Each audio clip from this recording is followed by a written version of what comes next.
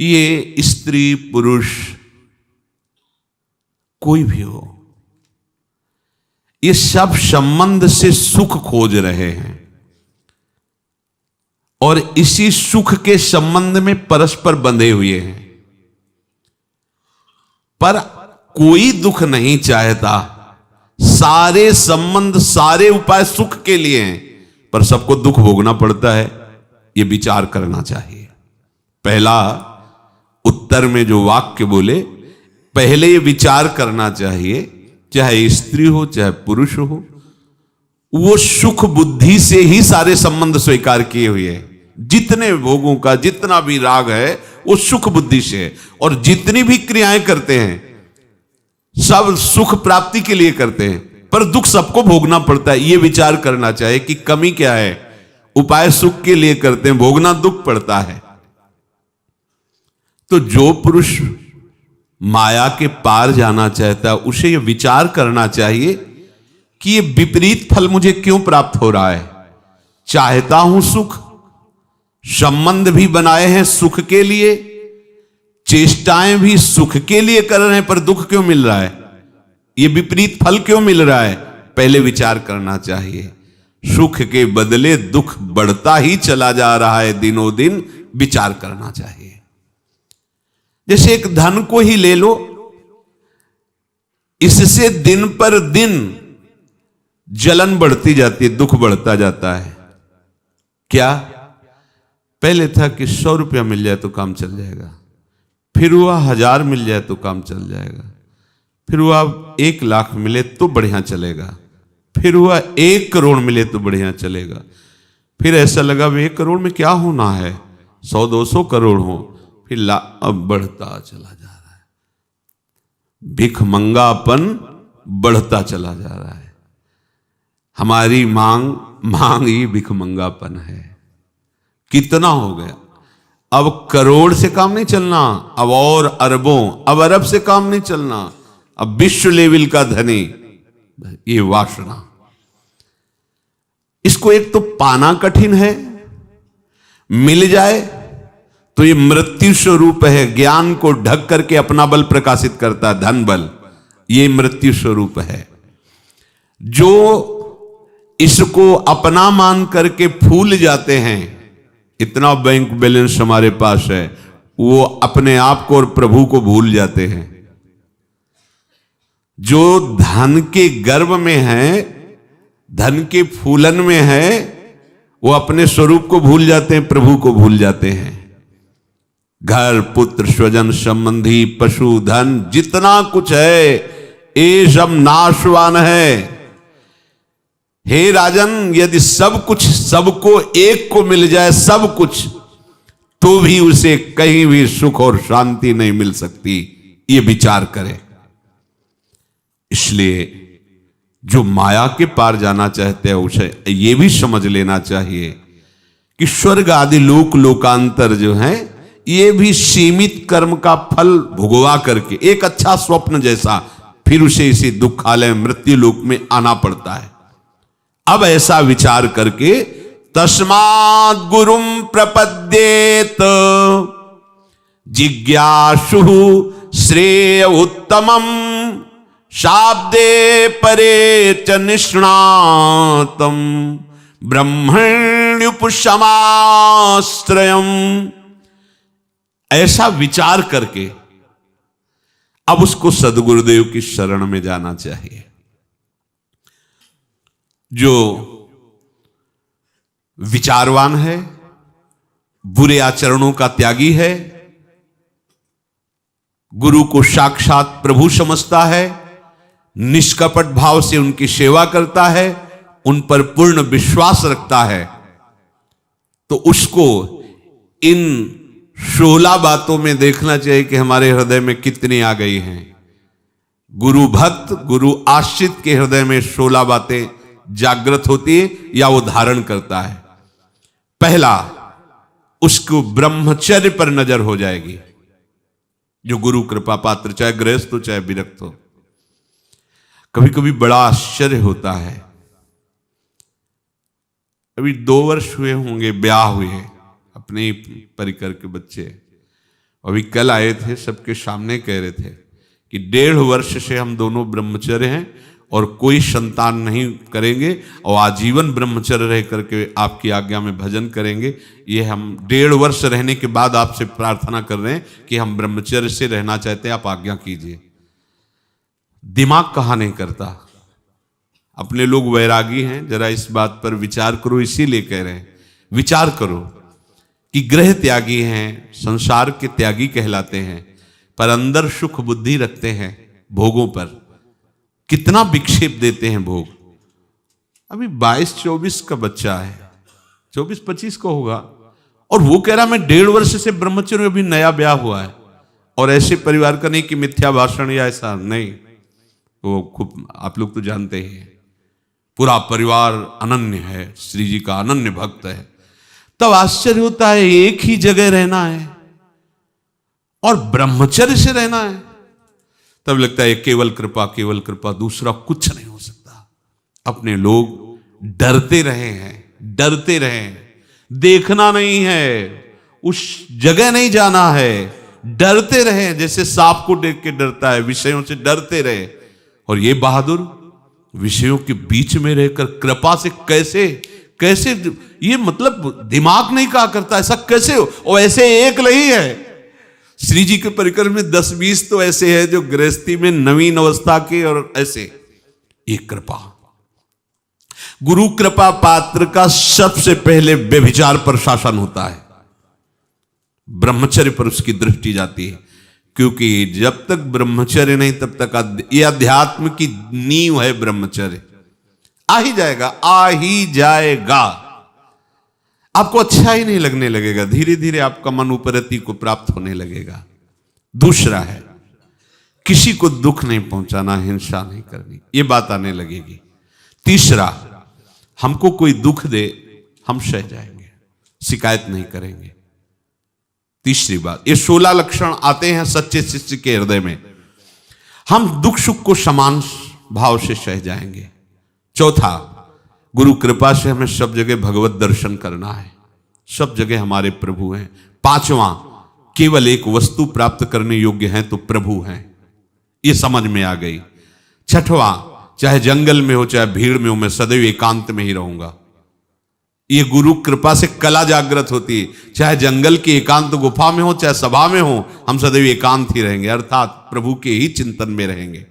अपरिग्रह, हम किसी से दान नहीं लेंगे, ये उसके अंदर जागृत होता है जो गुरु कृपा पात्र होता है। आठवां, हर परिस्थिति में हम संतोष धारण करेंगे, कैसी भी परिस्थिति हो संतोष। जथालाभ संतोष सदा काहू सो कछु न चाहोगो। प्रभु और शास्त्र में ऐसी प्रीति करेंगे, चाहे प्राण चले जाए हम कभी विरोध नहीं करेंगे, निंदा नहीं करेंगे। 10वां, नींद पर नजर हो जाएगी उस उपासक की, कम सोने की इच्छा जागृत होगी, नींद अच्छी नहीं लगेगी गुरु कृपा पात्र को। 11वां, मनोदंड, वागदंड, कर्मदंड, इस पर उसकी नजर हो जाएगी। वागदंड, मौन का आश्रय, ज्यादा बातचीत नहीं। कर्मदंड, प्रपंच जनित कोई कार्य नहीं, विरत बहुकर्मा, भगवत सेवा संबंधी कार्य। मनोदंड, बार बार विषयों का भोगने का संकल्प करने वाले मन को शासन में ले लेना, ये गुरु कृपा पात्र से होता है। 12वां, प्रभु का ध्यान लगने लगना।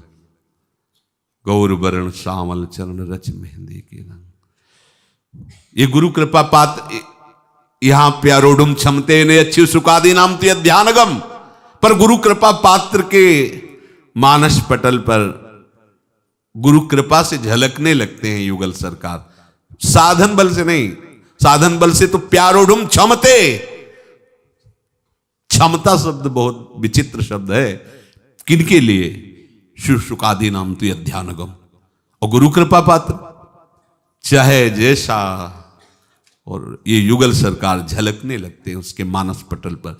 प्रभु का ध्यान करने की भावना जागृत होना, वो चलते फिरते उठते, ये पद्मासन लगा के ध्यान वाला ध्यान नहीं है, ये कृपा वाला ध्यान है। चलते फिरते उठते, पिय मूर्ति नयन बसय तेहि रस धाय समाय। प्रभु की चर्चा सुनने में भारी प्रियता, जैसे कई दिनों का भूखा हो, पता चले वहां भोजन बट रहा है तो लंबे लंबे पैर रख करके जाएगा, कहीं ऐसा ना हो कि बट जाए और मैं चूक जाऊं। वहां भगवत चर्चा हो रही है, आराध्य देव की बातें हो रही, सिद्धांत हो रही, भाग एक भी शब्द नहीं छूटना चाहिए। ऐसी प्रिय, उसे प्रियता कहते हैं। जो भगवत प्रेमी महात्मा होते उनका ऐसा, जैसे श्री हनुमान जी महाराज की पहचान बताई थी प्रेत ने कि सबसे पहले आएंगे और सबसे बाद में जाएंगे। क्यों? एक भी शब्द नहीं छूटना है। पता नहीं कौन सा शब्द हमारे हृदय में भावोद्दीपन कर दे। भगवत चर्चा सुनने का रसिक, बावरों सो रस में फिरे खोजत नेह की बात, भगवत बात सुनने के लिए। 14वां, स्त्री पुत्र ग्रह संपत्ति, इस पर राग का नाश। राग का नाश और बाहरी वैराग्य, दोनों बातें अभी बताई थी। अपने लोग बाहरी वैराग्य धारण किए हैं पर डरते हैं, ये बातें ही समझ में नहीं आती। कैसा, उनको कभी कोई बैरागी नहीं कहेगा, उनको कोई साष्टांग प्रणाम नहीं करेगा, यही कहेगा कि स्त्री के साथ डोल रहा है। लेकिन उनके वैराग्य को हम हृदय से प्रणाम करते हैं, क्योंकि जिस मार्ग के बैरागी बनकर हम जिस बात से डरते रहे, उस बात में वो रह के उस बात को जीत रहा है। यह है कृपा, यह है कृपा। इसलिए कृपा से कहो कृपा ते कहा न होई, वो कृपा कहो कृपा उपजे के भांति, बोले रसिकन संग फिरो दिन राती। नौकरी करते हैं, बोले हम छोड़ना चाहते हैं। अब यही कितना भी यहां आधुनिकता का समय कुछ होना, जब से सत्संग सुनना शुरू किया तो अब चैन नहीं लगता। ऐसा लगता है कि एक एक मिनट वृंदावन से दूर रहना मानो जीवन को नष्ट करना है। अब हम यही चाहते हैं कि दोनों बैठ के सत्संग सुने, जो भी नमक रोटी खाएं वृंदावन। ऐसे ये देखो, ये कृपा, मतलब जिस कृपा का हम जो दर्शन कर रहे हैं, उस कृपा के लिए हम लालायित रहे कि कभी ऐसा जीवन में होगा क्या कि सब सानिध्य हो विषयों का और मन में विषयों की तरफ मात्र बुद्धि न हो, डरते रहे। वो कृपा से कैसे, मतलब आश्चर्य, कृपा से क्या है, यही तो बस आश्चर्य की बात कि आश्चर्य ऐसा कैसे हो सकता है। किसी से भी कहे, बोले ऐसा कैसे हो सकता है। वर्णन है शास्त्रों में, इतने मिनट संग हुआ, ऐसा होगा, वो पास लिए है और वो कह रहा है मैं ब्रह्मचर्य हूं, अवस्था ऐसी है, और मिथ्या भाषण है नहीं, और एक हो तो एक है तो 25 है। ये क्या है? केवल लाडली जी की कृपा। जैसा श्रीपाद प्रबोधानंद जी कहते हैं कि अगर किशोरी जी के चरणों की दास्ता जागृत हो जाए तो उसके हृदय में भगवान मोहिनी भी अपना प्रभाव नहीं डाल सकते, क्योंकि मोहन को भी मोहने वाली लाडली जी के गोरे चरणारविंद का ये कैसा प्रताप, आश्चर्यमय है। तो स्त्री पुत्र ग्रह एवं संपत्ति आदि के राग का त्याग, इसको ऐसा ना समझे सब छोड़कर भाग चलो। भागने पर भी राग तो लिए डोल रहे हो ना, राग त्यागो ना। राग अगर बना हुआ है तो बैरागी किस बात के?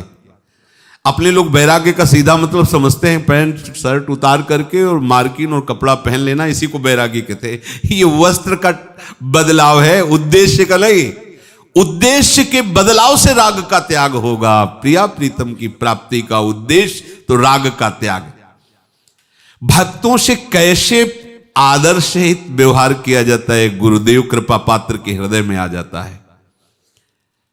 प्रभु के भक्त और किसी भी जीव को दुखी देखकर उसकी सेवा की भावना जागृत होना, ये गुरुदेव कृपा पात्र में होता है। ये 16 बातें बताई गई। ब्रह्मचर्य के लिए मुख्य साधन है प्रतिज्ञा। अब लो निशानी अब ना नशे, पर यह प्रतिज्ञा तभी सफल होगी जब आज्ञा में इतनी सामर्थ्य है कि प्रतिज्ञा पालन कर सकते हो। राधा राधा राधा राधा, अब आपके पास सामर्थ्य आ रही है राधा नाम के, अब आप कुछ भी प्रतिज्ञा लो, निर्वाह हो जाएगा। और नाम जप नहीं है तो आज प्रतिज्ञा लो, 2-4 दिन में या तो शाम के ही टूट सकती है। कोई खास प्रतिज्ञा में दम तब तंग नहीं होगी जब तक नाम जप रूपी बल नहीं होगा। ध्यान रखना, ब्रह्मचर्य में प्रतिज्ञा काम करती है। प्रतिज्ञा उसी की सफल होती है जो नाम जप करता। नाम जप नहीं तो केवल आप गंगा कसम, यमुना कसम, भगवान कसम, गुरु कसम खाते रहिए। ये वो ऐसे भी योद्धा हैं कि तुम्हारी कसम से रुक जाएंगे। बहुत सुभट हैं, पूरे विश्व विजयी योद्धा हैं, काम आदि। ये केवल नाम से वश में होते। नाम चल रहा है फिर प्रतिज्ञा है तो नाम छूटा तो प्रतिज्ञा का बांध बालू जैसा समझो टूट जाएगा। और कुसंगी पुरुषों के संग का त्याग, कामोद्दीपक दृश्य, ग्रंथ और बात नहीं करना। कोई ग्रंथ ऐसा नहीं पढ़ना जो कामोद्दीपक हो, दृश्य नहीं देखना, कोई बात नहीं देखनी। मन, वाणी और कर्म से किसी को भी दुख ना पहुंचाना अहिंसा कहते हैं। भगवत शरणागत होकर के जो भी किया जाए वो परिणाम में प्रभु को समर्पित होने के कारण ऐसी क्षमता प्रदान करता है कि आप बड़े से बड़े दुख को सह सकते हैं। प्रभु में आसक्ति होने से सर्वत्र भगवत दर्शन हो जाता है। प्रभु का ज्ञान होने पर वो कैवल्य परम पद में स्थित हो जाता है। प्रभु में आसक्ति होने पर वो चाहे बाजार में रहे चाहे एकांत में रहे, बात बराबर है। वासनाओं की कमी होने से वो दान आदि पर अरुचि पैदा करता है। प्रभु के ऊपर पूर्ण विश्वास और निर्भर हो जाने पर संतोष रूपी धन की प्राप्ति हो जाती है। प्रभु और प्रभु के भक्तों की कृपा होने से सब ज्ञान उसके हृदय में प्रकाशित होने लगता है। भजन में अधिक प्रेम होने से उसे नींद अच्छी नहीं लगने लगती। मन, वाणी और कर्मेंद्रियों की प्रवृत्ति पर अपना पूर्ण अधिकार अर्थात प्रभु के भजन के लिए ही प्रयोग करना, मन, वाणी और कर्मेंद्रिय को, ये मनोदंड, वागदंड और कर्मदंड है। निरंतर भगवत चिंतन करने से भगवत रूप प्रकाशित हो जाता है, यही ध्यान है। भगवत भक्तों के संग से, उनसे प्रेम करने से, भगवत चर्चा सुनते सुनते वो ऐसी प्यारी लगने लगती कि उसके बिना जिया नहीं जा सकता है।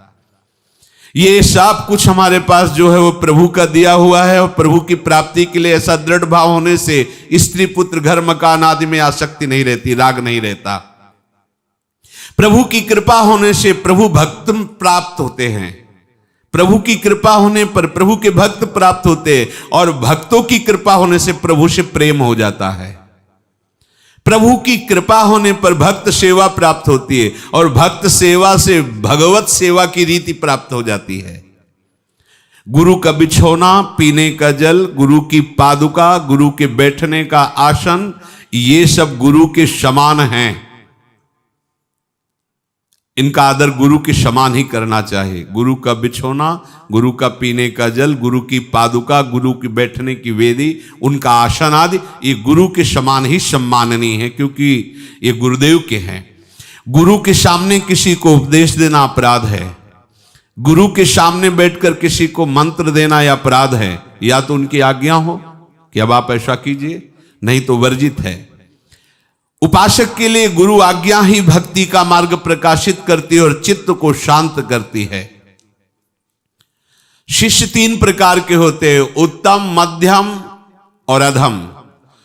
जो गुरु का अभिप्राय समझकर आज्ञा की प्रतीक्षा किए बिना उनकी रुचि के अनुसार रहते हैं, उन्हें उत्तम शिष्य कहते हैं।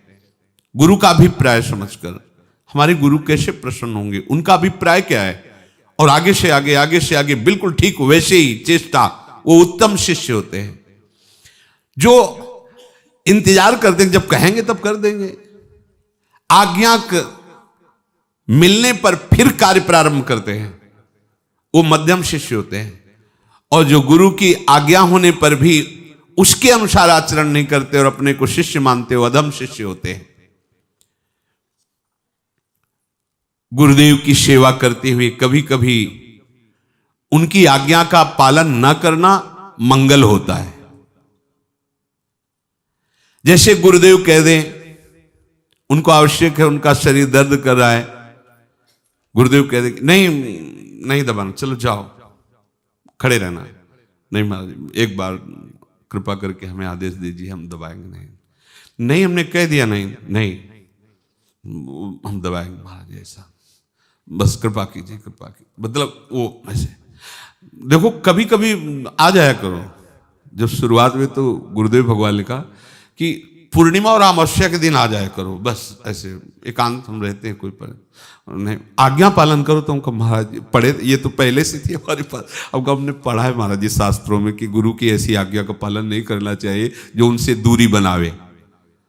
वह देख लो, ऐसे तो पूर्णिमा और अमावस्या को आ जाया करो तो ठीक। जब सेवा नहीं मिली थी पहले, ऐसे धीरे धीरे धीरे धीरे फिर।